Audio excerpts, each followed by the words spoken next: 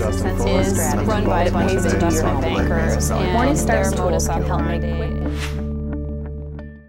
I'm Jeremy Glazer with Morningstar.com. Intel reported another great quarter where they exceeded analyst expectations. Here to discuss it with me is analyst Andy Ng. Andy, thanks for joining me. Hi. So what about Intel this quarter kind of led to their outperformance yet again? You know, it was sort of the same themes from the fourth quarter. Really, it was really strong notebook sales from the consumer segment. They had some new products on the mobile front during the quarter, and that helped drive up demand and as well ASPs as well. So when you think about notebook sales, are we talking about kind of the high-end $1,000 professional notebooks, or is it more of the netbook category that they had seen some growth in before? This quarter is the high end. Actually, their Atom sales fell 19% because the supply chain reduced inventories after a very strong fourth quarter.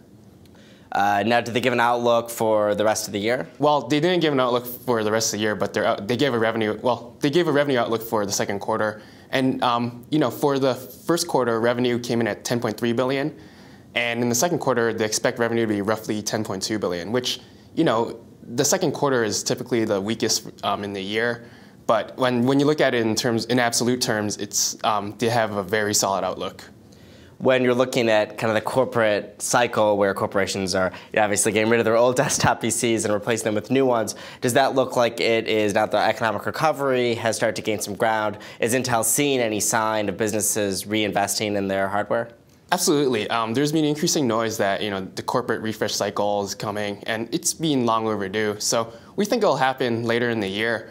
But another thing is Intel should see really strong server sales in the upcoming quarters. They have some new server chips that should help them in the near future.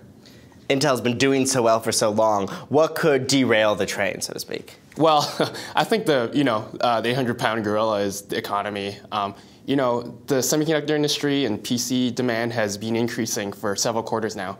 But if the economy falls apart again, this could all come to a halt. If we look at a product like the iPad, which has been very successful, it runs a chip that Apple developed in-house. Is that a competitive threat to Intel, that a lot of these newer devices are going to run non-Intel chips or in-house processed chips? Well, it could be seen as a threat, but Intel is trying to sort of get in the tablet area and so on with the Atom chip, which is being used in netbooks. The Atom is targeted at tablets, smartphones, and a lot of these new classes of mobile devices. So Intel does have opportunities in this space.